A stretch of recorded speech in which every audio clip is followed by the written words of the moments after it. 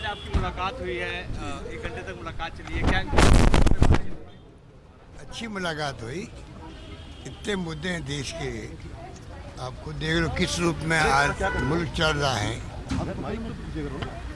किस दिशा में देश जा रहा है। तू निकल, इनको निकलने दो, आ जा, तुम आगे रहो, चलो। देखो अब आप शांत रहो, शांत हो जाइए, बोल रहे हैं। अगर आप बोलेंगे मेरा मन हो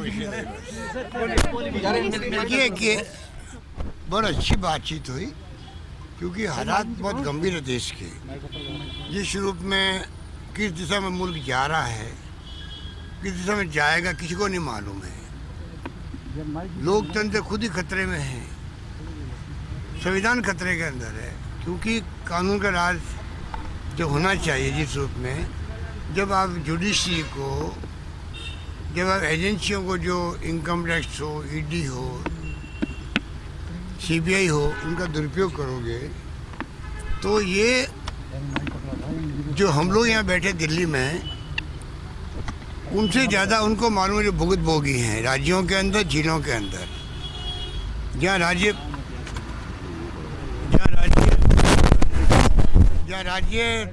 सरकारें बीजेपी की है, वहाँ तो अगर आप असहमत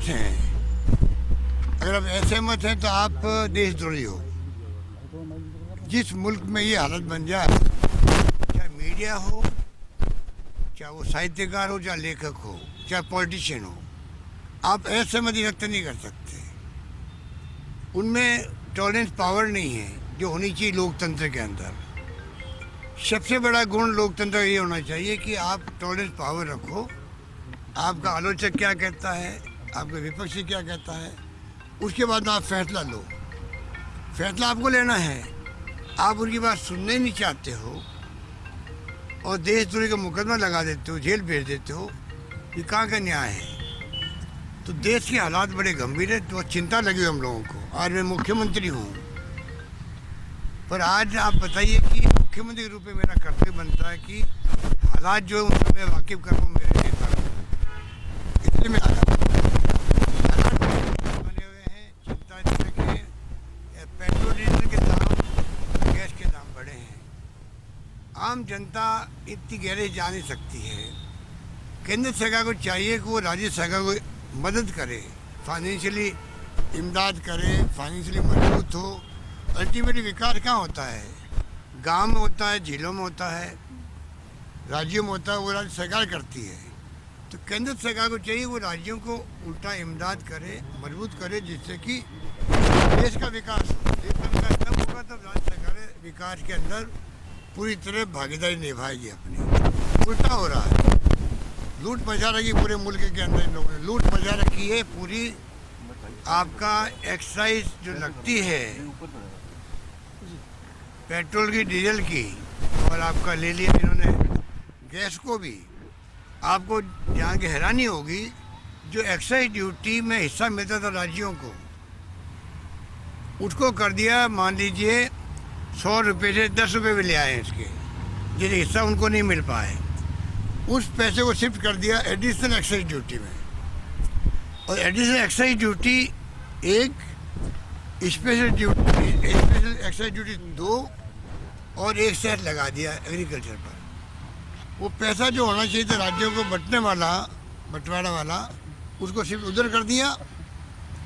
उनमें से पहले कुछ 5 रुपये 10 रुपये कम कर दिया। अभी साल भर में इन्होंने बढ़ाया होगा 25-30 रुपये, 5 रुपये 10 रुपये कम कर दिया। वाह लूटना चाहते हैं जी। फिर राज्यों में दबाव दे रहे हैं कि आप लोग कम करो।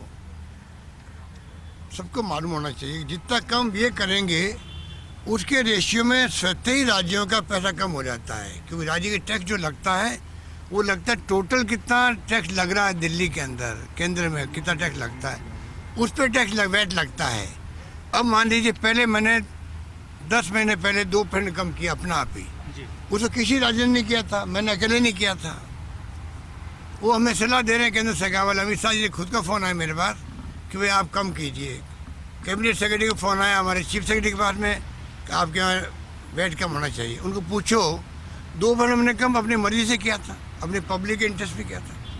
अभी जो आपने कम किया 5-10%, उसे 1800 करोड़ का हमें और कम हो गया हमारा अपना आप ही, उसी अनुपात में कम अपना हो जाता है। हम इनसे मांग कर रहे हैं कि आप 10% और कम करो पेट्रोल के अंदर, 15 रुपये कम करो डीजल के अंदर, उससे 3500 करोड़ और हमारे कम होंगे राज्य के, राजस्थान राज्य के, वो हमें मंजूर है। हम खुद चाहते हैं पब्लिक को राहत मिले, महंगाई कम हो। बजट हमारे बन गए हैं, अब अगर हम लोग इनके कहने से जब चलते जाएंगे तो वो तो डिस्टर्ब होना ही होना है। दूसरा, एक विश्वास दिलाया देशवासियों को, भविष्य के अंदर अब पहले की तरह जो रोज बढ़ते थे पैसा, वो कंपनी नहीं बढ़ाएगी। ये गारंटी सरकार ले, भारत सरकार ले, कि कंपनी रोज 15, 35, पहले 40 रुपये बढ़ा रही थी, बढ़ाने पहले 115 रुपये तक लेकर आ गई थी, वो अब भविष्य में नहीं होगा। ये केंद्र सरकार को विश्वास दिलाना चाहिए देश को, देशवासियों को, तब महंगाई कम होगी। अभी सब क्या सोच रहे हैं कि हम अगर कम भी कर देंगे पैसा और वहाँ पर बढ़ना शुरू हो जाएगा तो हमारा क्या होगा। तो महंगाई जितनी कम होनी चाहिए वो हो नहीं पा रही है, ना हो पाएगी। ये तमाम बातें बहुत बड़े इश्यू बने हुए देश के अंदर, इसलिए हम चिंतित हैं। तो हम अपने नेता को कह रहे हैं कि भाई ये हालात देश के हैं, उनको मालूम है, क्योंकि सोनिया गांधी जी वो नेता हैं जो देश की समस्याओं की नर्ज पे हाथ रखती है हमेशा। इसीलिए जब यूपीए गवर्नमेंट बनी थी वो ऐतिहासिक काम हो गए हैं जो कोई सोच नहीं सकता। आज नरेगा है, नरेगा ने देश को बचा लिया, वरना कोरोना के अंदर कितने लोग मर जाते, कोई सोच नहीं सकता था। गांव गांव में काम खुल के, क्योंकि कानून बना के अधिकार दिया है रोजगार का, नरेगा के अंदर, महात्मा गांधी नरेगा के अंदर। आरटीई एजुकेशन का राइट मिल गया देशवासियों को, गरीबों को, वो प्राइवेट स्कूलों में भर्ती हो सकते हैं। खाद्य सामग्री एक्ट बना दिया, कहा 1 रुपये किलो, 2 रुपये किलो गेहूँ, 3 रुपये किलो चावल मिल रहे हैं, राज्य सरकार उसको 1 रुपये किलो दे रही है, फ्री दे रही है। तो कहने के मतलब जो शानदार काम यूपी गवर्नमेंट हुआ था, उसको तो हमारे CNAG ने, मिस्टर रॉय ने, विनोद राय ने, षड्यंत्र के अंतर्गत जिस प्रकार से अब माफ़ी मांगते फिर रहे हैं, अब माफ़ी मांगते फिर रहे हैं वो CNAG हमारे, उनसे संजय निरूपम जी से इनको पूछो, आपकी इतनी बड़ी पोस्ट है देश की, कॉन्स्टिट्यूशनल पोस्ट है, वो बहुत बड़ी पोस्ट है, प्रोटोकॉल के अंदर बहुत ऊपर आती है वो। उस व्यक्ति ने देश को बर्बाद कर दिया, जिस रूप में 1,06,000 का घोटाला हो गया। वो 2G स्पेक्ट्रम कहाँ चला गया, वो कहाँ चला गया, कोलगेट कहाँ चला गया, वो कहाँ चला गया।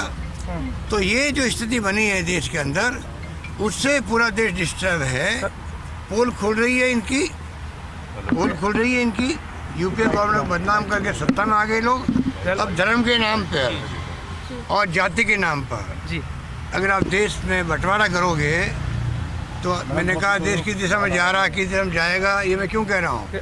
अगर आप धर्म के नाम पे ढकेलोगे लोगों को, कब तक ढकेलोगे आप। चलो जी, इस प्रकार से अगर देश चलेगा तो चुनाव जीतना एक बात है, पर देश चलाना मुश्किल हो जाएगा।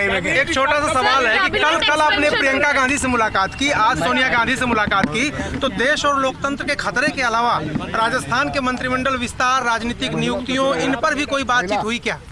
ये तो देखिए, तो जब कभी हम लोग मिलते हैं, अजय माकन जी हमारे जनरल सेक्रेटरी भी हैं, वेणुगोपाल जी सेंट्रल महामंत्री हैं, प्रियंका जी भी उस वक्त में बड़ी भूमिका अदा की थी, वे सब लोग एकजुट रहो।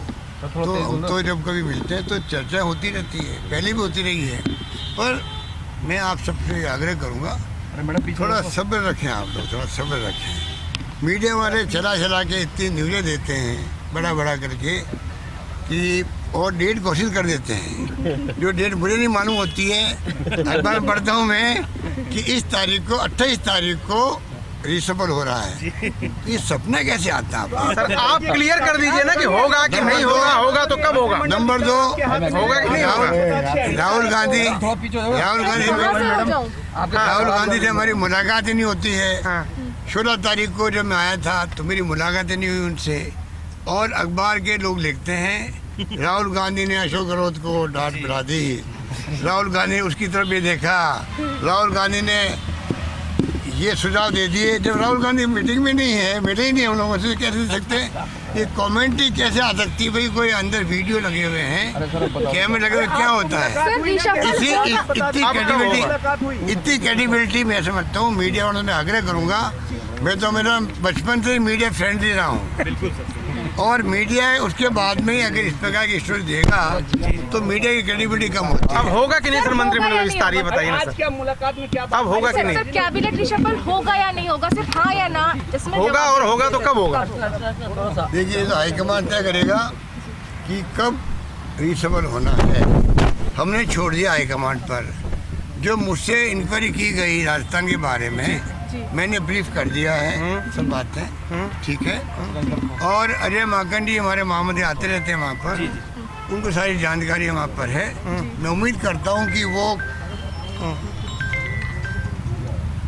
कांग्रेस प्रेसिडेंट से बात करेंगे, राहुल गांधी से बात करेंगे, वेणुगोपाल जी और सब मिलके आपस में जो बातें हुई है उसके आधार फैसला वो लेंगे, वो हम सबको मंजूर होगा। हम चाहते हैं कि राजस्थान में गुड गवर्नेंस चल रही है, बीजेपी का सुपड़ा साफ हो रहा है। तीसरे चौथे नंबर पर बीजेपी को भी आई है कि बाई इलेक्शन में तो 50 साल के अंदर तो और जमान जब्त होगी बीजेपी की। तो अब उनके मुंह पे ताले लग गए हैं। तो सवाल यही है कि पहले क्या क्या बोल रहे थे हमारे बारे में। जब ये सबको सर मालूम इतनी है। बढ़िया काम सरकार कर रही है तो इसमें छेड़छाड़ की जरूरत नहीं लगती आपको? कोई विस्तार की जरूरत नहीं, इतना अच्छा काम कर रहे हैं आप, चुनाव भी जीत रहे हैं, तो जरूरत क्या है? नमस्कार। Thank you so much sir.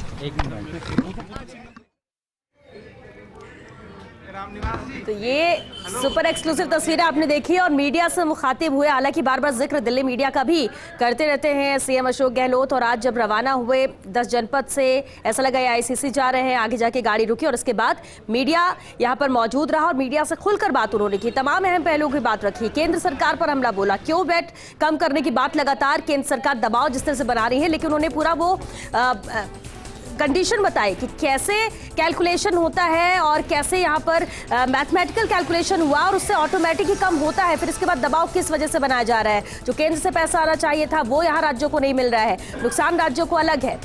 तमाम बातों का जिक्र उन्होंने किया और ये अहम तस्वीर ये ठीक है ना सर, जब सब ठीक चल रहा है, चुनाव भी आप जीत रहे हैं तो फिर आप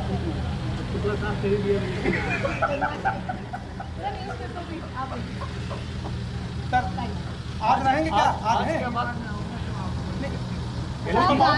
गहलोत जी आज क्या बात हुई तो बता दो, आपका रिकॉर्ड थोड़ा सा आज क्या बात हुई? हम समझ गए सर, देश संकट में है, संविधान संकट में है, लोकतंत्र खतरे में।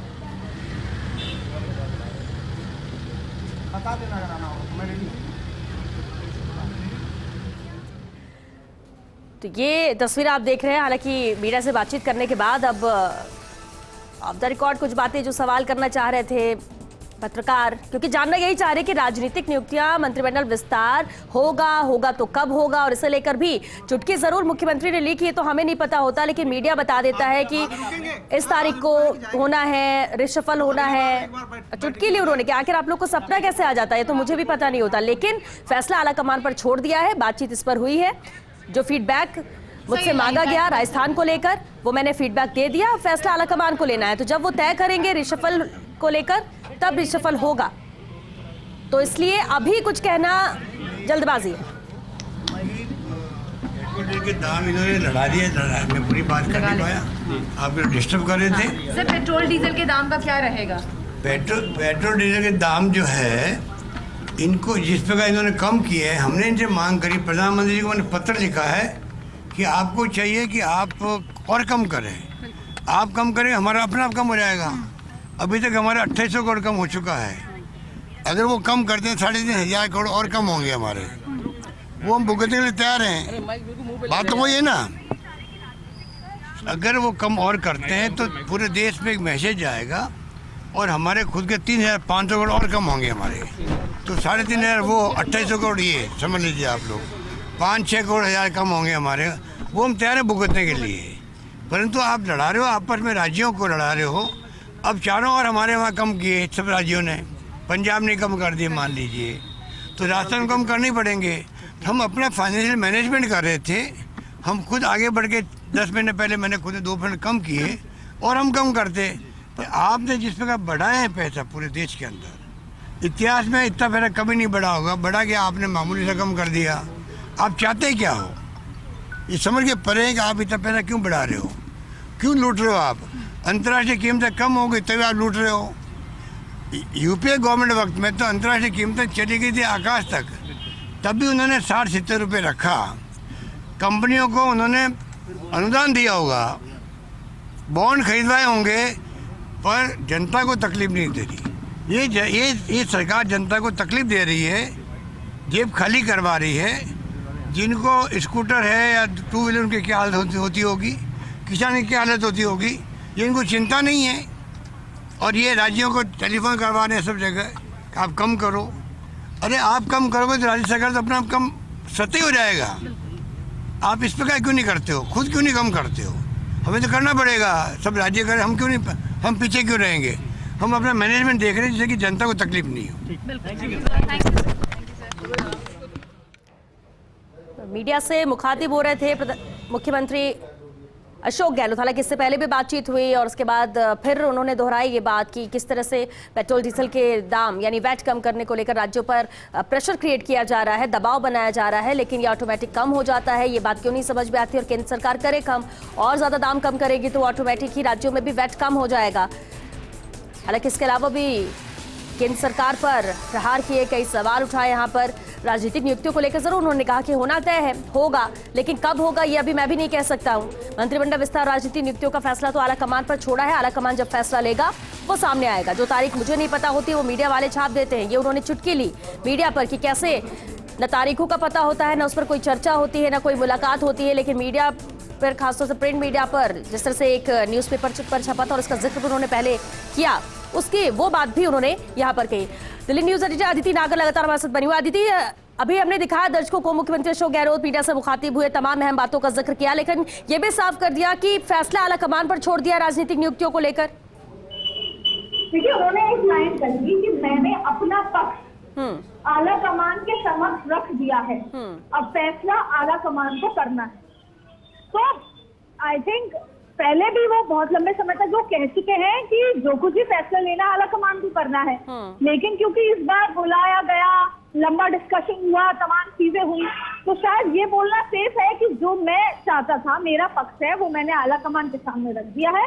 अब आखिरी फैसला आला कमान को करना है।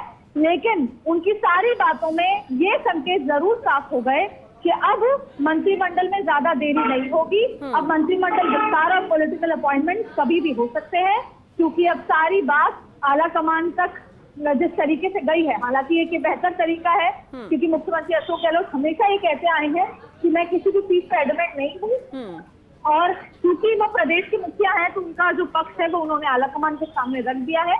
ऐसे में इस सारी बातों से जहां पर हम मंत्रिमंडल के कब होगा उसको जो सवाल करते आए हैं, उस सवाल का जवाब ये है कि अब जब मुख्यमंत्री अशोक गहलोत जयपुर जा रहे हैं, जो कुछ देर में एयरपोर्ट के लिए वो रवाना हो रहे हैं, जयपुर पहुंचने के बाद एक्चुअल काउंटडाउन जो बहुत लंबे समय से हम इंतजार कर रहे हैं वो शुरू हो गया है, क्योंकि एक जो फॉर्मल अप्रूवल लेने आज पहुंचे तो सोनिया गांधी से, वो पूरा हो चुका है और कभी भी अब ये डिसीजन हो जाएगा। इसके अलावा पेट्रोल को लेकर जो उन्होंने चिट्ठी लिखी थी प्रधानमंत्री नरेंद्र मोदी को, उन्होंने वैट कहा कि मैंने पहले भी 2% कम किया था कुछ समय पहले, लेकिन उससे पूरा जो फाइनेंशियल मैनेजमेंट है वो खराब हुआ। और उन्होंने सुझाव भी दिए कि प्रधानमंत्री आपस में राज्यों को ना लड़ाएं, कई राज्य कितना कम कर रहे हैं, कई राज्य, तो आप राज्यों से एक्सपेक्ट करने की बजाय आप अपनी तरफ से योगदान दें और अपनी तरफ से केंद्र पेट्रोल की जो वैट है और जो वो है वो उसे कम किया जाए, जिससे कि राज्यों के ऊपर भार